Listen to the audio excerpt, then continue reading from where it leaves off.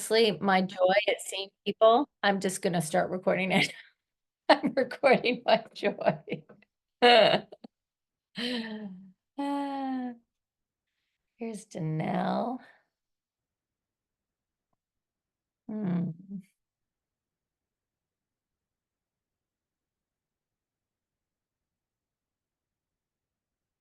Those are Amy's children.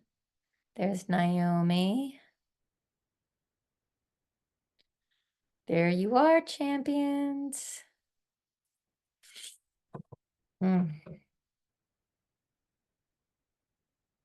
There. Nikki, I don't think Nikki's able to join tonight. Carla said she's coming. That's Elizabeth and Adelaide. Michelle. Liz. Kareem and Sarita. Hannah, do you see that? You're here, but I don't know if you can see that. That's for Myra and Matt. Team CPN this year. Hmm.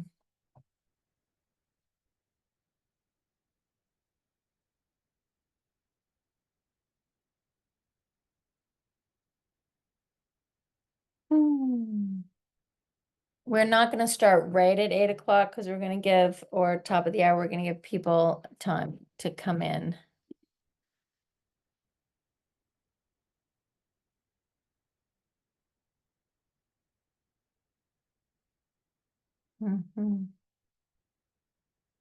It's Carrie. Hi, Carrie. Nice to see you.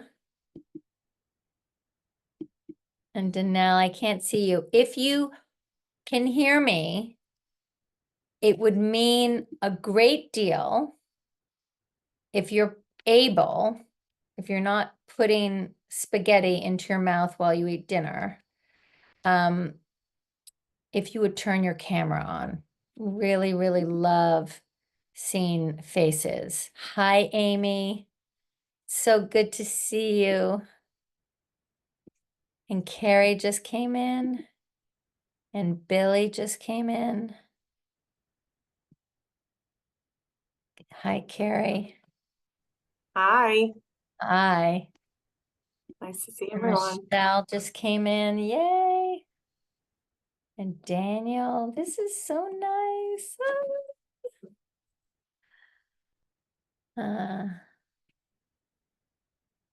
And Karen Anthony, look at this. Oh my God, it's so wild.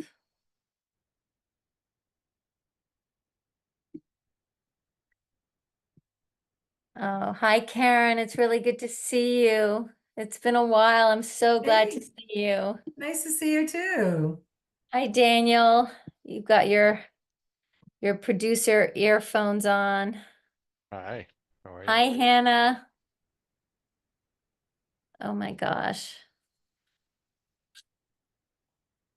Hi, Janet. So good to see you. Mary Frances and Billy, if you are not naked or eating, please turn your camera on. There he is. Not naked at all, clothes and everything.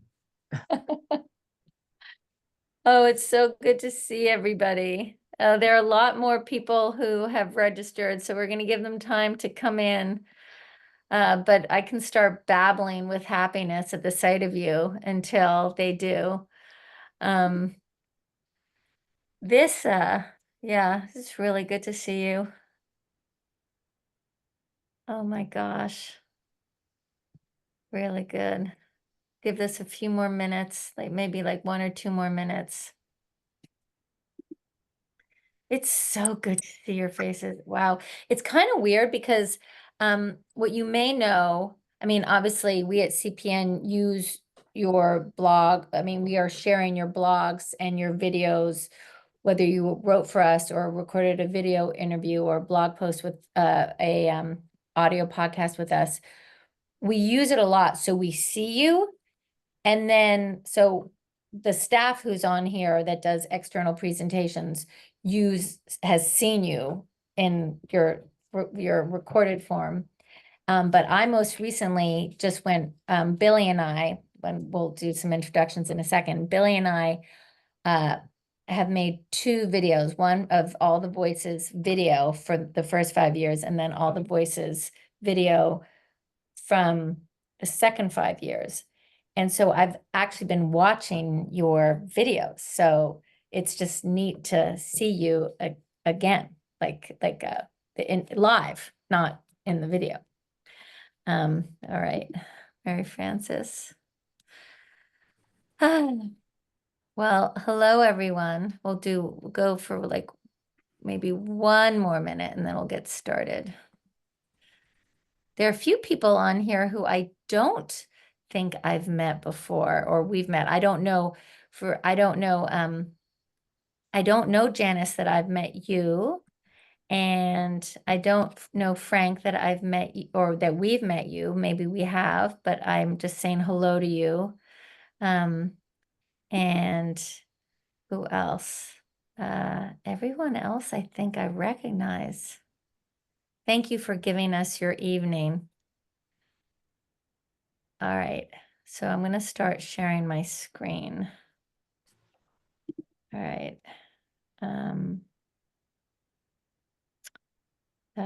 We are recording this. And oh, here's Carla. Excellent. And I'm going to share my screen. Here we go.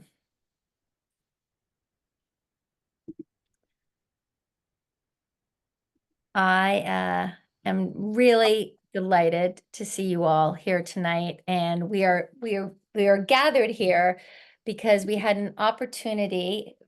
Courageous Parents Network is celebrating. We officially turned 10 in April of 24, and so we're celebrating all the way through April of 25, and taking some liberties with the calendar. And the staff thought it would be really fun to have an in the room where we just invited back the people who have contributed to Courageous Parents Network in all the ways that have mattered most, which is advising us, guiding us, contributing you and your child's story, your family's story, your child's story through a video interview, an audio interview, a blog post, being a blogger in residence, and also if you're a parent champion, you've presented with us and you have been trained with us to go out into the world. So there are many reasons to gather like this. It's a little bit like memory lane, some of it, but it's hard to reflect when we're so actively also moving forward. So I'm feeling sort of the tension of that, but it's a good tension.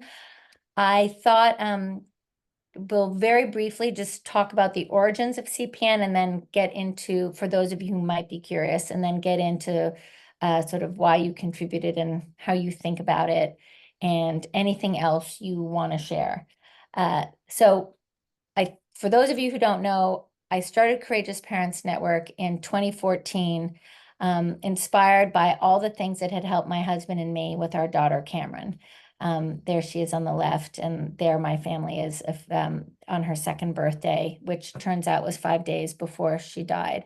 And we received pediatric palliative care, grief counseling, and we were not alone because my brother and sister-in-law, their son Hayden, had the same disease.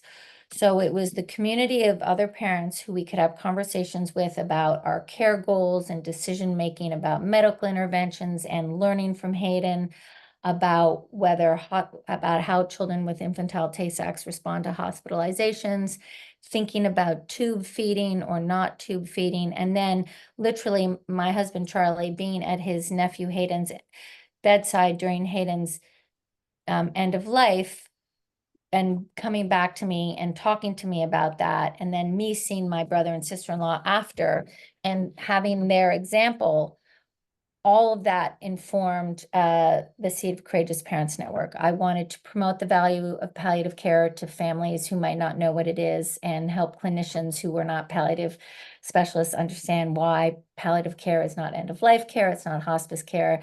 Please bring families of children with serious illness, help them get that diagnosis. I wanted to help families hear from other families who had gone before, and I also wanted to promote the value of grief counseling from whatever source that can be, whether it's a social worker or a genetic counselor or a chaplain or a psychologist or a psychiatrist. So that was really the Seed of Courageous Parents Network.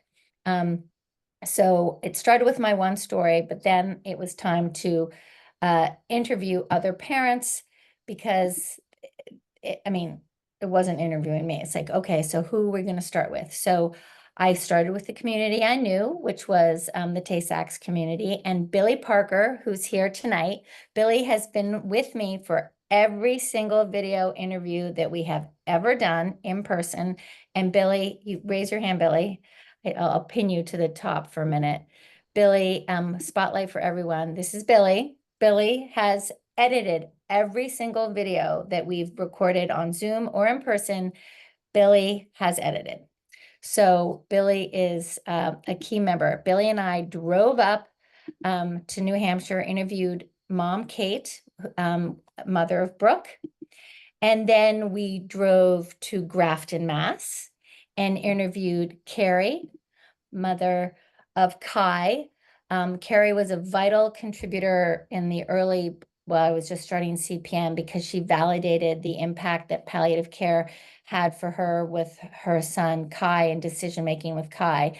Carrie was so valuable and so smart that I knew that I needed her to actually make Courageous Parents Network work. So Billy was hire number one, sort of. Zach, who we will spotlight in a second, was hire number two because he had to build the platform. And Carrie was hire number three because I certainly needed Carrie's brain and experience and expertise to do whatever this thing was that we were doing. Then I interviewed Christina and Chad and their children.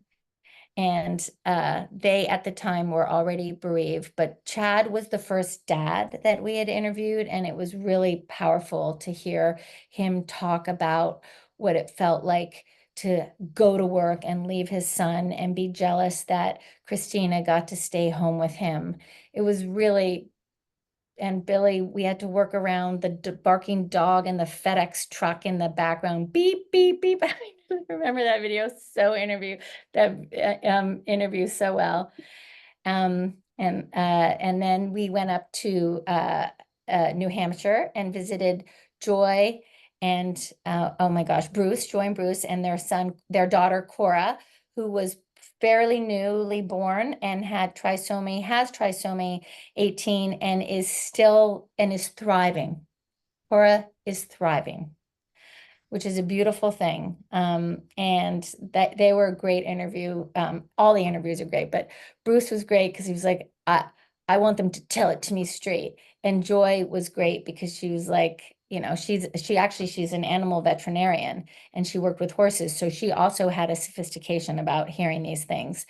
And part of the reason I'm sharing this with you is that I knew my own story and I knew what I was thinking I wanted to have happen, but I knew very little actually. And because I didn't know about a lot of other families' experiences. It was all basically my gut, and every single family that we interviewed, every parent couple, every set of children that we got to see, how the parents told their child's story just added dimension and dimension and dimension, and actually also sort of changed some of what I thought I knew and thought was important, and really changed that the way meeting people will. Barb and her husband John with their son Jake. Jake is now, God, I think he's 26 or 28. Barb was a really, I had lunch. Barb lives locally. I got to have lunch with Barb a lot in the beginning. And she really provided a lot of insights and still does, because she's learning so much about what it means to, she has learned so much the hard way about transitioning your child from the pediatric world into the adult world, transitioning, leaving peds and all the support that comes in pediatrics into the adult world is brutal. Doesn't matter what state you're in. And Barb's done it and is an advocate for that in Massachusetts. We learn a lot from Barb. I knew that the role of a pediatric psychologist had been really important to Charlie and me. So this was not our pediatric psychologist. I asked our pediatric psychologist, Laura Basili, if she would contribute, and she was not able to for things that were happening in her personal life, but she referred me to Nancy, and Dr. Nancy Frumer-Styron was we interviewed her for CPN, and she also played a pivotal role in helping us scaffold the themes, what we call the video topics, and what to call them in ways that parents would find that would be direct and honest, which was really important to me, but also palatable. I mean, I think I remember I wanted to use the word dread and fear, and she's like, let's not use the words dread and fear. It's like, okay. Use the words dread and fear. And then we brought in Dr. Richard Goldstein, who was a palliative care doctor. And he was my daughter Cameron's palliative care doctor. And he said some very powerful, beautiful things about how he thinks about what it means to accompany a family and support a family.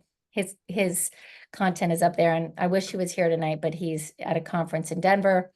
Then we have Tracy Larson Benvenuti, who is a community-based palliative care social worker, which was really important, of course, because so many of these families, the children are living at home, and we want them bringing palliative care into the home. And in Massachusetts, we are lucky. We have a community-based palliative care program funded by the state, which Tracy runs one of them now. So she provided a lot of smart scaffolding around these issues. Then we started interviewing dyads. So we had Kate Middlemiss, the mom on the left, and her son's cardiologist. She had 2 children with heart failure, and one of them died. And Dr. Bloom talked about how she stayed with Kate and worked with Kate and her husband all the way through it. And we have Stuart and Jennifer. Jennifer, just like Kara, I was like, Jennifer, you got to come work at CPN.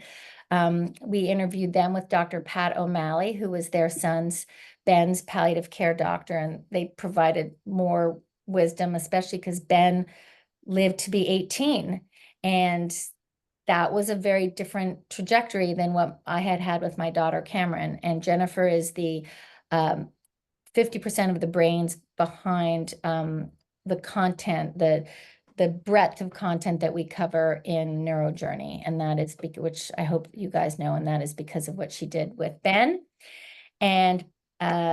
And then we interviewed Janet Duncan, amazing Janet Duncan, who worked at CPN for a while. We brought her out of retirement, and she's since gone back into retirement with a nurse, palliative care nurse, fundamental to Boston Children's palliative care program, and one of her patient families, Nikki, who at the time of the interview had 2 children, Ivory and Isaiah, living with mitochondrial disease.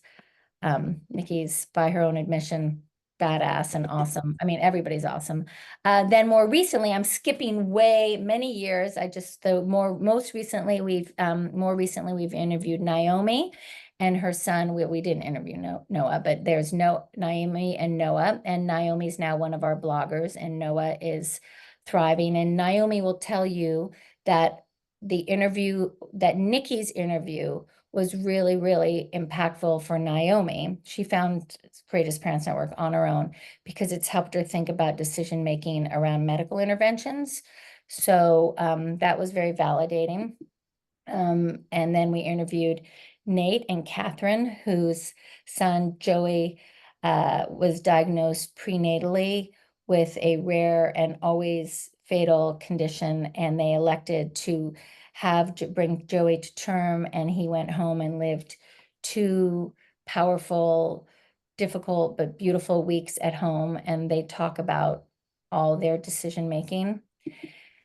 And then we also interviewed their palliative care doctor, their perinatal palliative care doctor, Dr. Natasha Henner, about how she supports families who receive a prenatal diagnosis. And I think one of the things that's been so amazing for all of us at CPN when we listen to these families and we listen to the clinicians is how much compassion there is, and how if you live and work in this space, there is no judgment.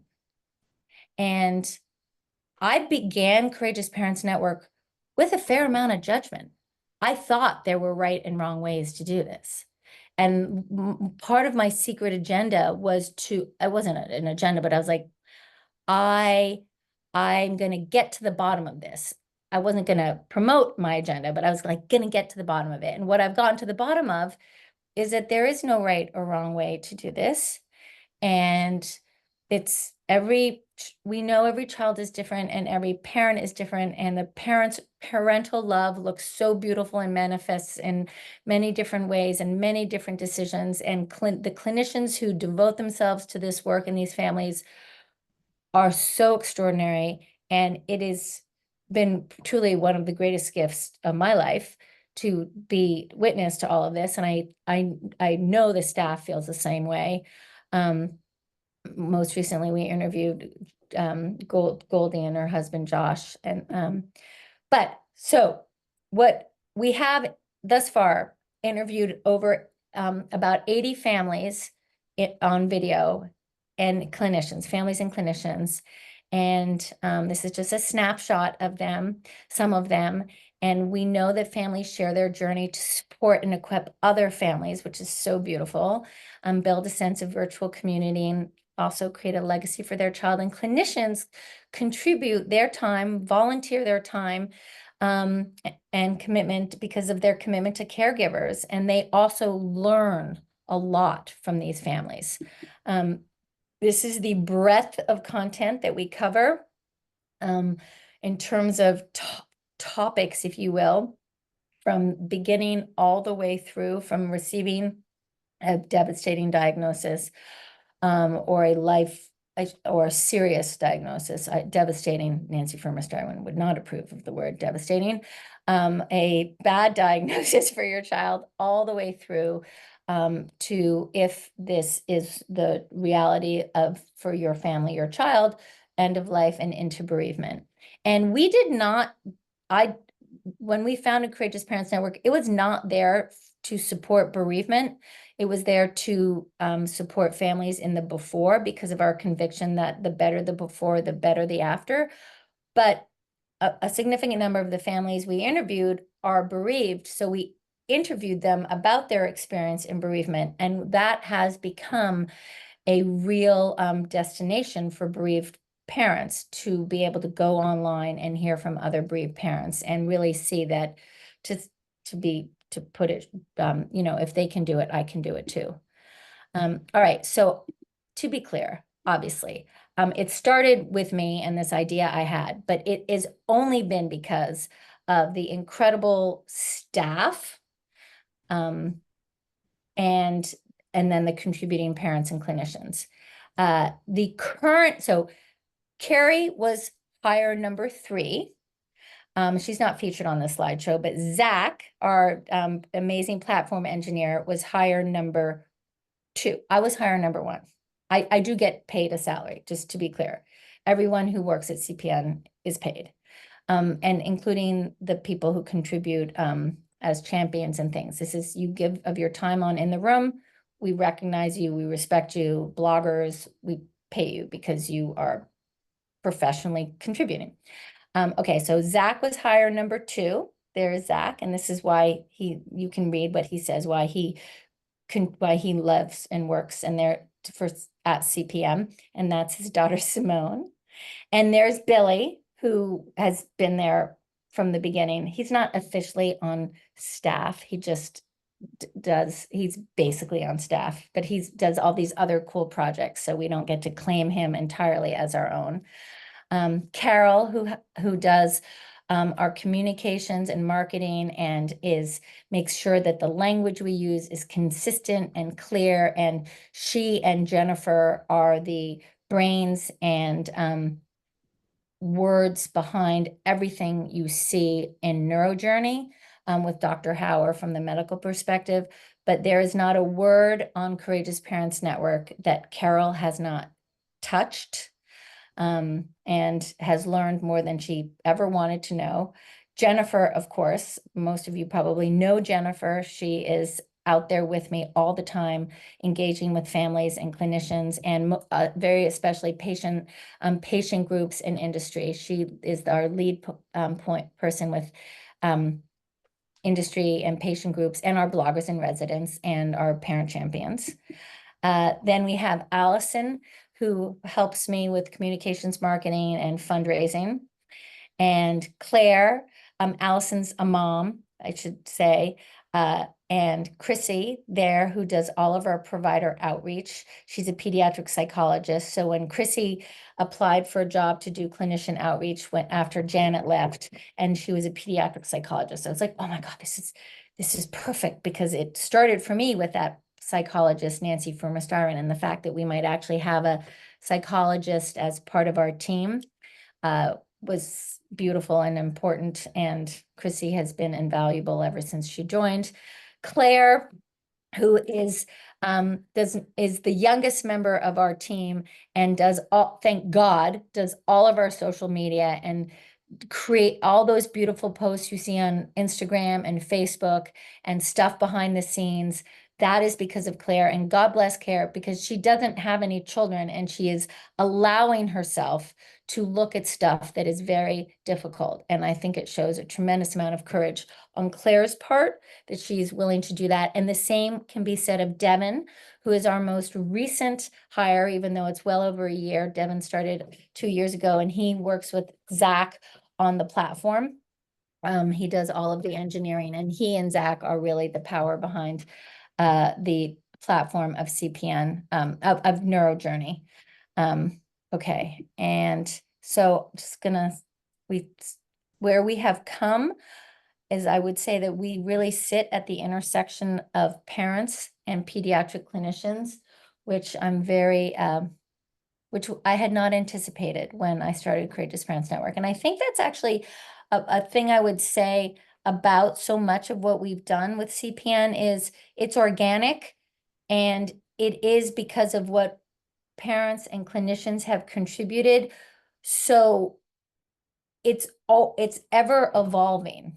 It's always evolving because of what we hear and what we learn and what parents say matters, what clinicians ask us for, what stories clinicians tell us, how clinicians use the content, ideas that we have for collaborations. CPN gets asked to participate in research a lot. So that part is always, it's cool. And I'm going to stop sharing. In the past year, we've really landed on sort of thematic things that we promote, which are the importance of providing anticipatory guidance, the notion of the arc of a life. Every child's life can have a full arc, even if it's not long. The importance of helping parents feel like they are being the very best parents they can possibly be for their child. This was born of research that Dr. Hines did. Because that feeling will help them after. And we talk to clinicians about how they can help foster good parent beliefs. We promote pediatric palliative care throughout everything we do. And this is a quote from Michelle. It's in one of the interview we did with her, Michelle Moon, talking about her story with Juliana, and also why she was doing the interview with CPN. Someday you will tell the story of how you got through your struggle, and it will become the survival guide for others. That says everything. All right, so I'm going to stop sharing. And there we are. I thank you for listening to me. I went longer than I intended. So I'm wondering if anybody has, oh God, look at your faces. Oh my gosh. So one of the people I asked, a parent asked me earlier how we get the families and clinicians we interview. And it's word of mouth. It's all word of mouth. It's all relationship driven. Everything we do at CPN is about the relationships that we develop, or that we develop with people who introduce us to people with whom they have relationships. And so that is the answer to that. We do try to have a breadth, to cover breadth and breadth of diagnoses, even though we're diagnosis agnostic, and breadth of topics that we cover. And we have parents who are single parents, parents who've become divorced. Single parents by choice, divorced, bereaved. It's all shapes and sizes. We don't care. We have grandparents, we have aunts and uncles. Okay, I'm going to stop and see if anybody has a question before I lob in some questions to people. Raise your hand, turn your camera on if you are not naked or eating. And anybody have a question? All right, I don't want to, so I could put somebody on the spot. There are a lot of you who were interviewed by me and Billy for Courageous Parents Network. Any one of you who was, would you be willing to say what that was like? Why you chose to do it? What it's like to go back and see what you said then now? Because with very few exceptions, this was quite a few years ago for a number of you. Carrie, thank you. You raised your hand. Please go.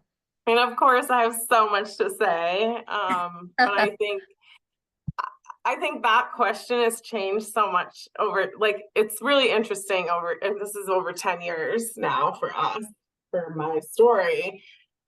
And it's really interesting to see it in this timeline that you just created, Blythe, because it's like, I had no idea how new and it was for you and CPN, because it seemed, when we met, it just seemed like it had always been there for you. And it was such a relief for me to have an outlet, to have those conversations, and to meet somebody who was willing to talk about it and who wanted to hear our story.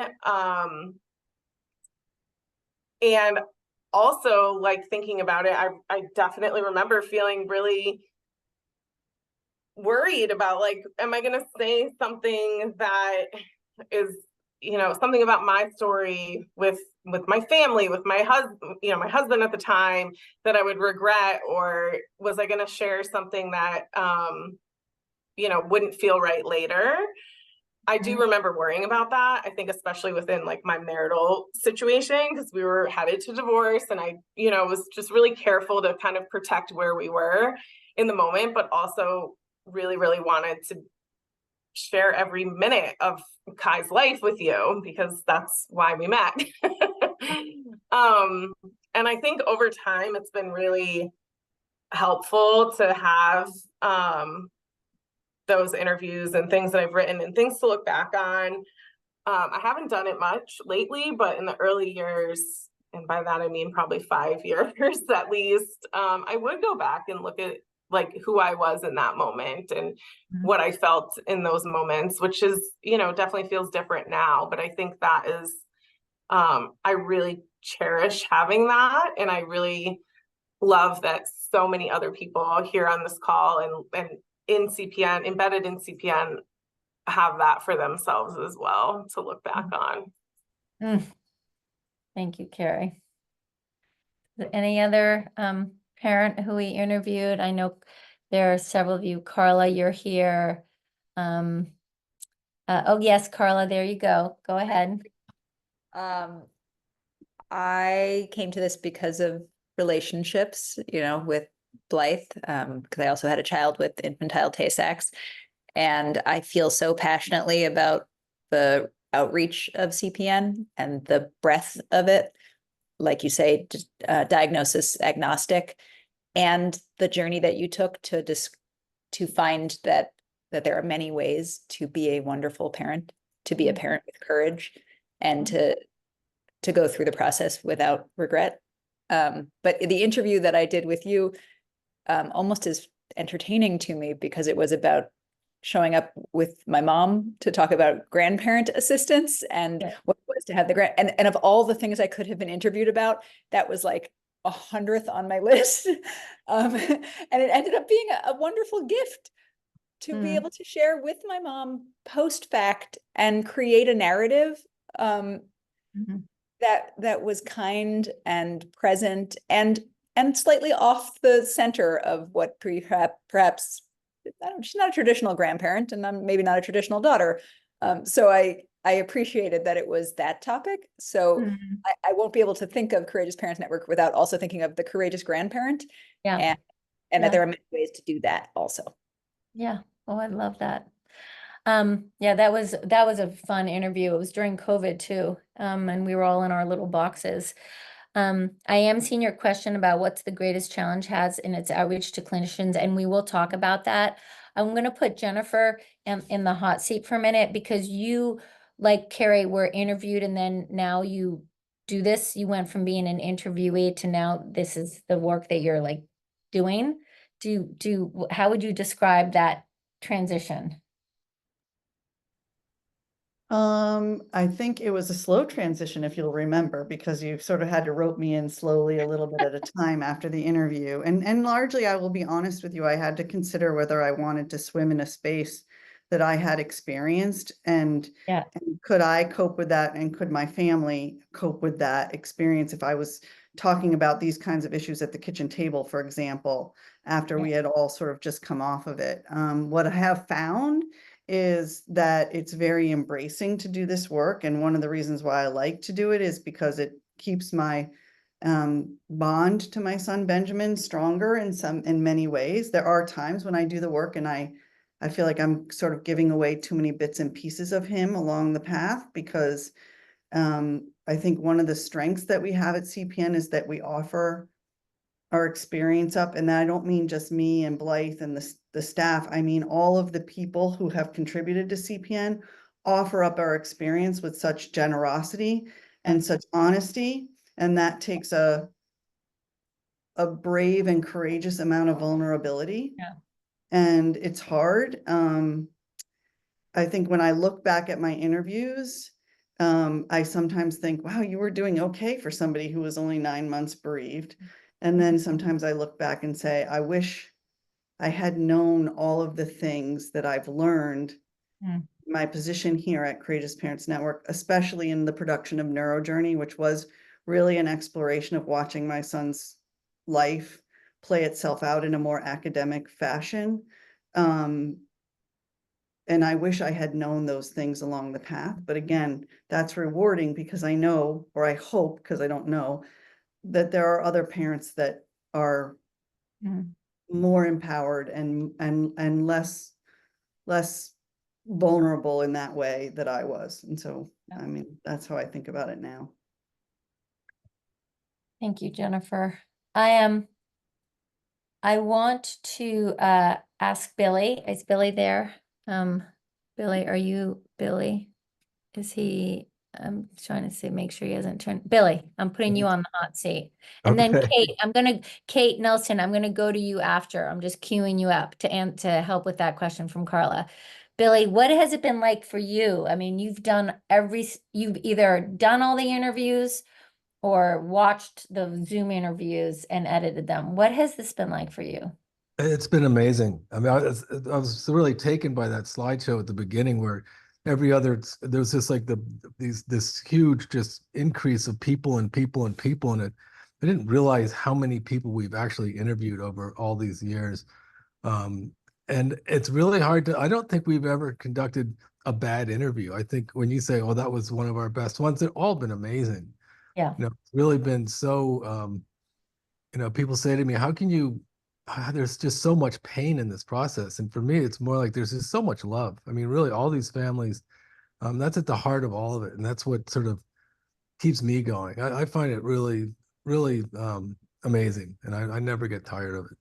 Mm. A lot of really brave families out there.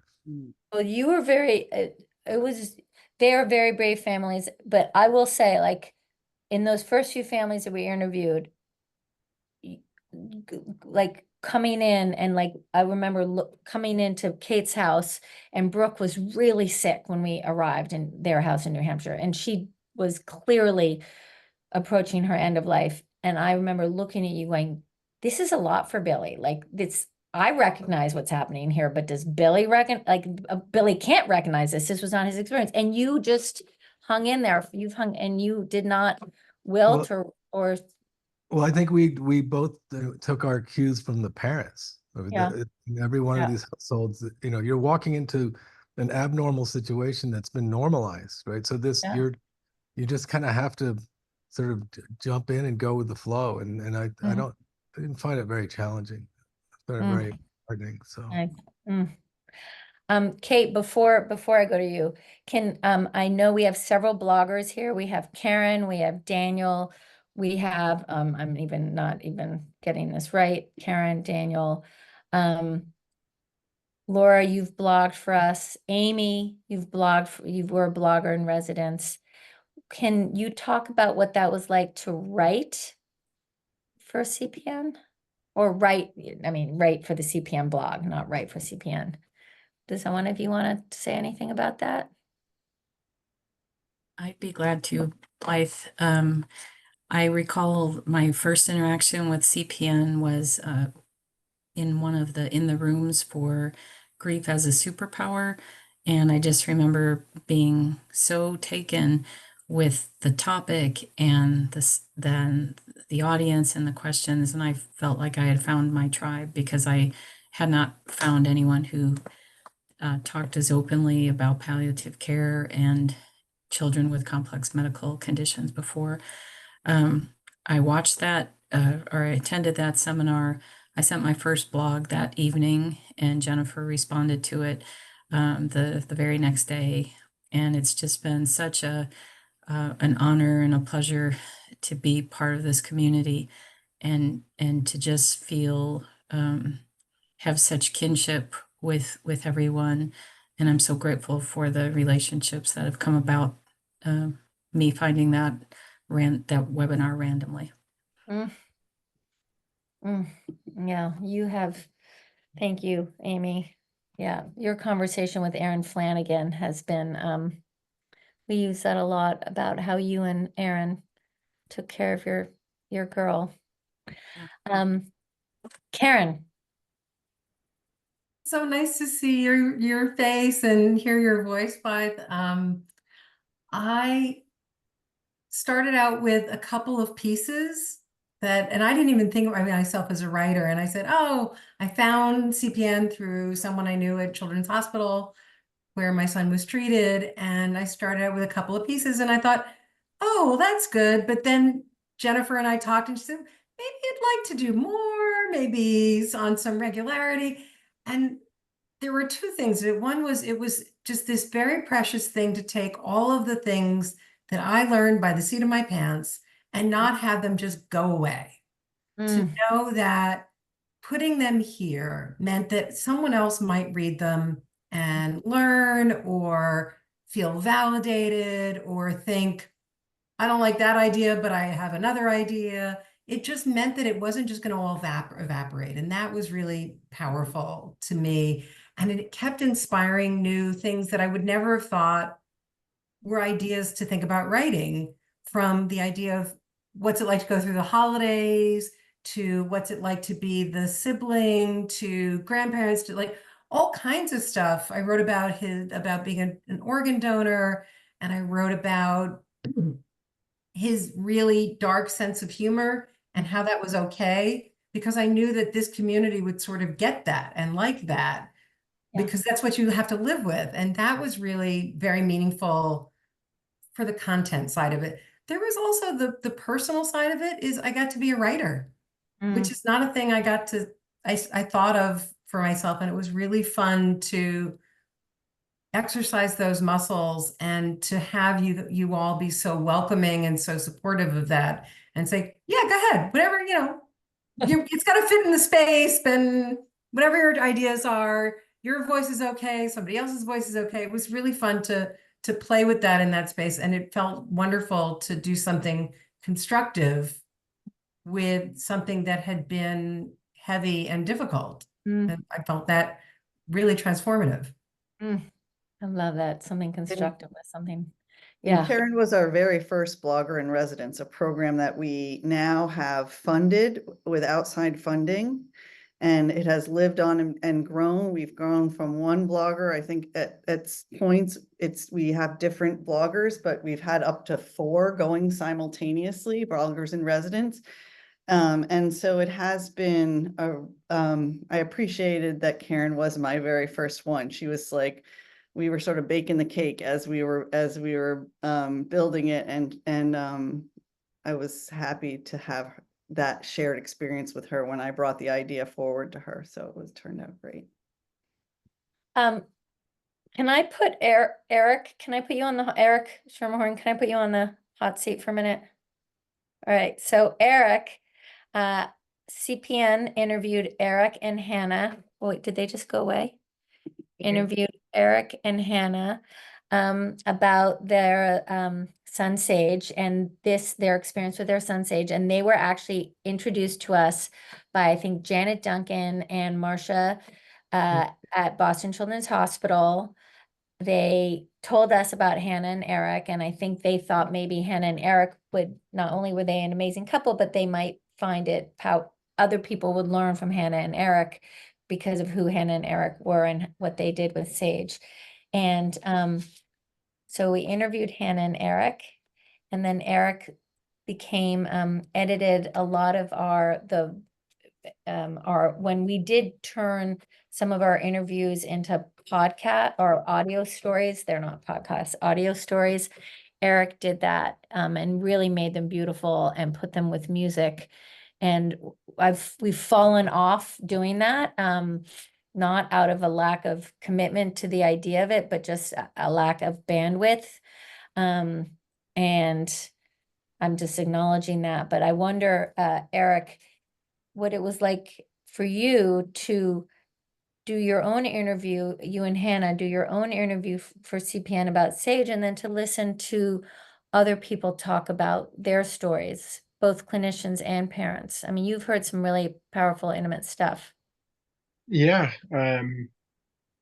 Well, first of all, I mean, I'm very honored for the opportunity to have worked on the audio stories. I think we've done about 20, maybe a few more together. And you've entrusted me with, carrying those stories, and you've also given me a lot of freedom to kind of take them and do my thing. And one of the things I really like about it that is sort of different than the video interviews is that I've tried to really tailor them to everybody's story. So being able to sort of take the transcript and hear the raw interview and then really go through and edit them in a way where I'm really trying to convey the different messages that you touch upon in the interview and sort of use the music to emphasize certain parts of the story or kind of bring in or transition through the different emotions that come up. I really do appreciate the opportunity to do that. And I really love being able to be a part of creating that for the parent or the family or whoever is involved in the interview. And they've all been very different, but there's always, sort of like what Billy was saying with the video interviews, despite there being so much pain and some of the stories are so intense, there's so much love and there's so many incredible things that are said in all of those stories. So it's been, and a lot of those things I have been personally impacted by, and they, are things that I carry with me for sure. So that's working on those audio stories, the hours involved in the careful editing. that's sort of a space where I feel closer to Sage in a way, but also just kind of closer to the community at large. Mm, Is helpful because just sort of in the day to day, I wouldn't necessarily say that I always feel as close as I would like to. I know, it's true. So Yeah. and big things too is that project, you know, like you mentioned, CPN is you're doing so many things all the time. You know, you've been very open to my ideas with the audio stories, which has been I really appreciate. And that project is really open ended. You know, we've done different things with it already, so it's kind of I don't know, it's exciting, but I think they all come out great. I think the people that are featured are all very impressive. So yeah, thank you. Thank you. All right, Kate, now you're on the hot seat. So, and then I'll probably put some more, there are a few other clinicians on here, contributing clinicians. So Carla, Dr. Kate Nelson is a physician, palliative care physician in Toronto, who trained in Boston, and who CPN got to hear present on some of her research related to parental decision-making. This is what one of the things that's been so cool at CPN is like getting to peek a little bit into the life of clinician researchers and the questions they ask and how they do it. And increasingly, thankfully, how they involve families in research, which is something that it was not historically common and is increasingly now happening, thank goodness. But Jennifer and I heard Kate give a talk on parental decision making, and we were like, we have to go talk to Kate because so much of what we do is about decision making. And then we got to do we created a neat Kate and I created a guide on decision making based on some really neat ways Kate thinks about it. Anyway, that's a long-winded way of introducing Kate, but one of the things that is you have your supporter of CPN, not just as a contributor. And so maybe you could, Carla's question about how clinicians, to the extent that you receive CPN and think about CPN, how do you think about CPN as a clinician? Because originally we did not make CPN for clinicians. Originally we made it for families, but now clinicians are also using it. So how do you think about it?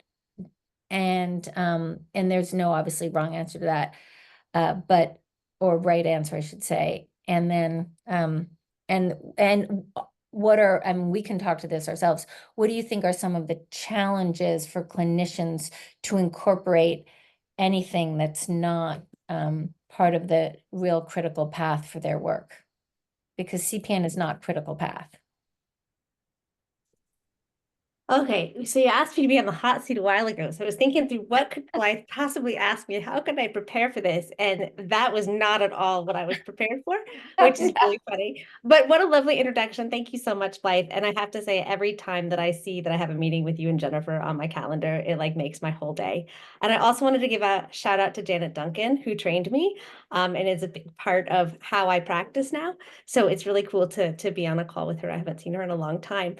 I think when I think about CPN and how I use it as a clinician, I actually remember 2014 when the first introduction to CPN came out on the palliative care listserv that I'm on.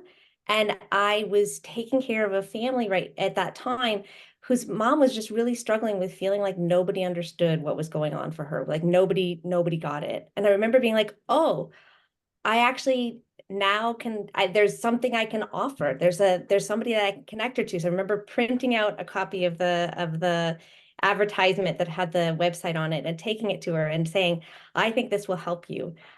Please, let's look this up together and use it. And I mean, I think of the number of families over the years that I've introduced CPN materials to, and I can't even say how excited I am to have NeuroJourney as an available resource for families as well. I think that I'm increasingly trying to use it with teaching because I think that's something that is really hard as a trainee to learn like the conversations that are part of CPN are not things that necessarily trainees get exposed to. They don't see the world through the eyes of a parent, particularly these really these stories that are so vulnerable and so real and so honest, and I think show an entirely different side of what it means to parent a child with serious illness, that's different than the experiences that parents that clinicians have with parents in a clinical setting. And so it's been a really rich way to, I think, reach to give insight to clinician trainees particularly, that really benefit from seeing that. I don't know. I think you asked me like 4 questions, Blythe. I think I did. It was a answered terrible 2 of question. them. That was What a did terrible I miss? interview question. I was like lobbed 4. You did a great job. You're good. I will say, you know, we have heard, and you know, Chrissy does a lot of the direct outreach to clinicians now, but I think one of the barriers that we know clinicians have shared in some of our surveys we survey clinicians and families every 2 years, is just keeping in that clinical encounter, having the time or space to actually make the referral. And because it's not a procedure, it's a psychosocial, it's soft, it's not technical. So having that moment to do that. So certainly when the parent asks you, you know, what I really want is to hear from another family like me or meet a parent like me, or that's an opening. But unless you have that opening, maybe it's harder, you know? Yeah, I'm just. I mean, wondering. I think that I didn't realize there was the option to just share specific vignettes. I think that will change things for me to be able to just have a video that I can say, oh, here, watch this, as opposed to sending people to the whole site. So that's, I think, Yeah. great. I will say we are redesigning the digital platform to be more like NeuroJourney, to make it easier for clinicians to direct parents to a particular section. I think we've come to see that courageousparentsnetwork.org, as it, not the nonprofit, but the site itself, is like, the whole thing is like the deep end of the ocean. And we need to not have it be quite so overwhelming for people who are arriving for the first time, and make it a little bit easier to dip your toe in and move about. Karen, I know you have your hand up, but before, I want to ask Janet. Janet, you are a palliative care nurse, you really a leader in the field. You've trained so many generations of nurses and physicians, as evidenced by Kate. You've touched so many families, and then you brought your intelligence and your expertise to CPN. I don't really have a long-winded question for you. I just wonder if there's something you want to say, because you were just so formative to us. Is I think Janet what still there? was so special for me was I would, you know, in meeting families, I would often say, oh, I wish I had a tape recorder of what this parent is telling me right now, because it's so rich, and I want lots of, you know, people to be able to hear it. And, you know, there wasn't any way for me to do that, certainly at the time. So when you sort of, you know, when we met actually as you were dreaming about CPN a very long time ago, and then more and more I was able to, you know, sort of share some of the things and the topics that I thought were so important, and introduce you to families, you know, like Sherma Horns and Nikki Nault, and, you know, and others that just could, you know, be interviewed and share their wisdom with so many other families. So I'm just grateful that that happened, because, you know, things to read when parents are in the hospital going through stuff, or, you know, even in clinic, like, you've just made it so, you know, that it's accessible to so many people. The other thing I just wanted to mention, and I don't know, because I haven't, you know, I have gone back into retirement, but the bundles, I don't know if you're still doing those, but that's another thing that I think was a way for clinicians to say, hey, you don't know how to introduce, pediatric palliative care. Here's a little bundle for you, and you can look at 3 things and get a hint as to, how to approach that. So it was fun working on a lot of stuff, but I thought that because as I heard from clinicians, they were like, wow, where do you Yeah. start and how do I get a family so they're not overwhelmed when they open up that first page. So lots of good things, and very excited about NeuroJourney as well, because again, so much was kind of directed to different places, and our whole population of kiddos with S&I are just so important and so in need of that kind of expertise that you offer them. So thank you. Thank you, Janet. Karen, you have your hand raised, and then I'm gonna see if Nancy Frumer-Styron wants to say anything, because she was Nancy, you came in later, but you got a shout out for being vitally important at the beginning. Karen, do you wanna say anything? Yeah, I was thinking as Kate was talking about how you reach clinicians and how CPN gets used, one of the things that I started doing alongside when I was writing was I got involved in the Patient and Family Advisory Council at Children's National Hospital, which looks at patient and family centered care, practice and policy.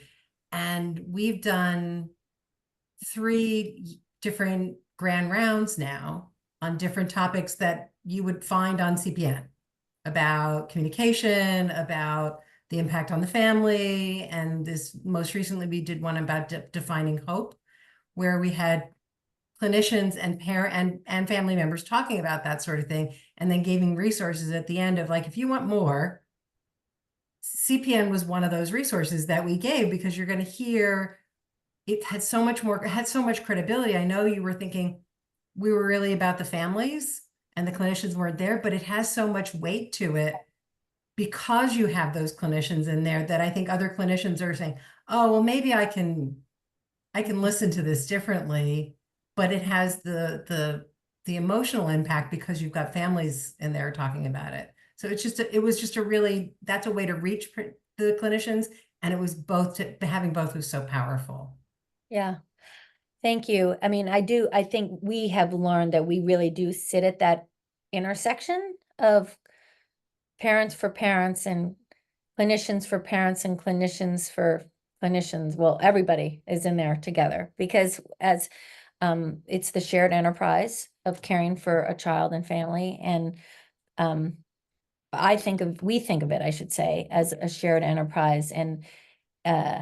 And our theme for the 10th anniversary is this shared journey, because the past 10 years have been shared by the contributing parents, clinicians, staff, board members, donors, and we all have shared in what it means to try to make it better for families going through this very difficult thing. So, Nancy, can you talk, and then I'm happy to stay on, but I am aware that it's the top of the hour.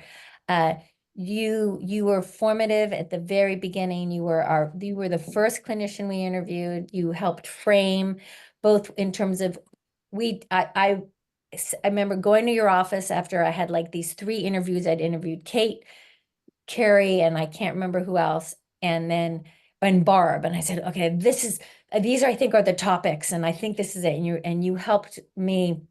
We sat in your private practice office, and you helped me organize it thematically, helped me come up with language that parents would recognize and tolerate. And that was the beginning of sort of the outline of what became our video library, a lot of which persists today. I mean, thanks to Zach and now Devin, the digital platform's visual presence looks very different than it did 10 years ago, but the way we organize the content really hasn't. And that so much of that started with you, Nancy. So I apologize for being late. I was on with a family. I I just recently found those original lists. Yeah, the paper, I saved everything. But I think one of the things that, now 10 years later, having been part of the very beginning and thinking about where are families and what's the priority? And on the one hand, it feels like it's the child who's sick is the priority. And then realizing there are so many other pieces to this, and that there are so many questions that are all happening at the same time. What about my other kids? What about my relationship? What's going to happen? What's this going to look like? What am I going to be like? Am I going to be here? Can I do this? And I think one of the amazing things that CPN, sort of your brainchild, provided was, one, that it was so accessible, right? That you didn't have to go anywhere other than on screen. You didn't, and this is pre-COVID, right? That people could access this kind of information. But I also feel, especially looking back, given the other work that I do, the notion of providing information so that people don't feel so alone. You don't have to agree with it. Your situation may be somewhat, somewhat different, but the notion that we could offer thoughts, ideas, the notion that we could just acknowledge worrying about your other children, or acknowledging what it's like from the sibling perspective, or acknowledge, I don't even know how to be in relationship with a partner or spouse because I'm so focused over here, or I'm so scared, sort of like all the kinds of things that in your themes and in the list we created really acknowledged what we knew was actually happening, and to be able to talk about it, and for people, I think, to come on and say, oh my gosh, yes. I'm thinking about that too. Maybe I'm thinking about it in a different way. Maybe my situation, every situation is somewhat different, but there's saying, yes, siblings are important. Yes, relationship is important. Yes, of course you're terrified. Yes, you don't know how to talk to the doctor. That decision making is complicated because you want to know what's going to happen and you can't. So providing those kinds of, not just the topics, but the notion that you could offer something so that people didn't feel so alone was just crucial, and I think has continued as you've expanded. Sorry, go ahead. Carol, go. Nancy, I wrote something into the into the chat, but I wanted to tell you myself. You were one of the very first people who I spoke to and looked to for advice. And one of the things, many things that you reminded me about, was to never ever normalize any parent experience, not use anything as an assumption or to prescribe. And I wrote to you, this has helped me not just in my work, but also in my life. I think about it all the time. Thank you, Carol. I stand by that 10 years later as well. No, I appreciate that. Thank you. Yeah, I mean, I think part of what what CPN does is, like, what you're going through is completely not normal, but you're not alone, which is a delicate, so it's not so abnormal that you're alone, but it's not normal as in okay, or everybody can relate. So it's that delicate, it's that, I mean, if you're in it, you know exactly what we're talking, and everyone on this Zoom knows what we're talking about. It gets difficult sometimes when we're writing about these things, because we have to keep saying over and over again, there are no right and or wrong. There's only what you feel, believe, and are experiencing. And sometimes I wonder if people get tired of reading those words, but it's something that just needs to be reinforced over and over again. We should be so lucky that people are reading all of our words. That's my self-indulgence. What can I say? So I do, we have members of this, all the staff is here, actually, well, not all, Ashley's not able to be here, but does anybody who shows up every day at CPN and is making it what it has made it, and is actively currently making it what it is, want to say anything before we sign off?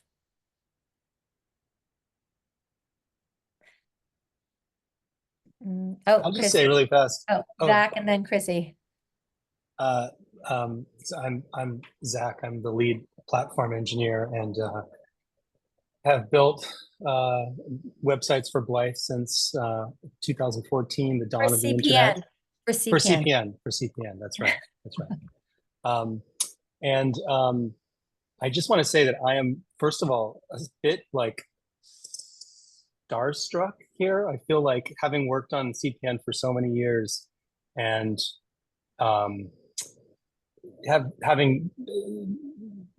being so familiar with the content and the interviews, seeing everybody here is like being in a room full of celebrities, you know? I mean, like, it's just, Real Zach. and yeah, no, it's just, I really, like, over the years working with Blythe and then working with Carrie and then with Carol and with Jennifer, you know, just I really these are really some incredible humans that do this work. And yeah, it's like absolutely like the sort of you know, such a gift that I get to do this work. Well, you are brave and we're lucky. Zach and I had worked together for like 9 months and never met. He lives in Brooklyn. And this is before COVID. Like, I got introduced to Zach by the woman who did our logo. I was like, I need a I did the logo before I did anything else. I was like, and there needs to be a tree. Came up with the name, came up with the logo, and I was like, well, now I got to do this website. Shit, who's gonna build the website? And she was like, oh, my son knows a guy in Brooklyn. And I was like, okay, I'll call the guy in Brooklyn. And it was Zach. Like, that's the good luck we have, the good fortune we have had. Anybody, Chrissy, you wanted to say something? Well, I have to say I had the same reaction as Zach, that it does feel like I'm in a land of celebrities, seeing everyone's faces lives, because I have poured through all of these videos and as many blogs as I've been able to. And I want to say that I'm so grateful for the blogs and the videos, because as a pediatric psychologist working for CPN and doing other things, I have this great privilege of teaching and presenting a lot about the family experience. And I no longer have to do that without parents. So even if I can't get a parent live, I pull in the videos and I pull in the quotes, and now I get to co-present all the time. And the audience doesn't have to take my word for it. I can elevate voices of families, straight from families, and it is so critically important. Just something I value so much. And I also teach others to do the same, hopefully to inspire them to also integrate videos in that way in teaching. But it's extremely impactful. So I'm grateful for your contribution for that purpose as well, not just for other families. Mm-hmm. Sometimes when we're talking about how do we start a presentation that we're giving, we always say, well, let's just go to a video or a blog post. We don't have to do the work. Let's just let the amazing contributing voices of the parents or clinicians or do it. Because we are really just a channel. CPN is a channel for you. I'm happy to stay on for like 5 more minutes if anybody wants to stay on. I love seeing your faces. I'm seeing Carrie and Lindsay and Laura and Elliot. You guys are all too old for, well, no, a lot of you are too young for that preschool show with the person with the mirror, Mr. I see the preschool. Do you know what I'm talking about? Romper room. Romper room. Yeah, this is a romper. I'm having a romper room moment. Daniel, I don't know if anybody wants to talk about anything, but feel free. Any suggestions or tips? We're 10 years old and we intend to keep going. I can't say what CPN is going to look like in 10 years, but we are open to suggestions. And Lindsay, go ahead. Can you hear me okay? I was having, okay. I don't have suggestions, but I did just want to say, in terms of like the shared journey, I have connected with so many people through CPN, and it's just such a unique place to have as a resource, but also to feel, and this might sound weird, but as a parent of a medically complex child who passed away, sometimes I felt at the beginning like just a parent, but then being able to sit here on the same platform with clinicians that I know Dr. Goldstein, you know, he answered so many questions for us through the Roberts program, and it's a place that I can feel like I'm on the same level with so many different um, types of individuals, not just parents, but so thank you. I mean, it's such a unique um, resource, and this was so great to be able to see faces and to do that. And really, I just wanted to say thank you and for introducing me to so many people that I wouldn't have met otherwise. So. Well, thank you for saying yes when I think Carrie approached you to be interviewed, I think.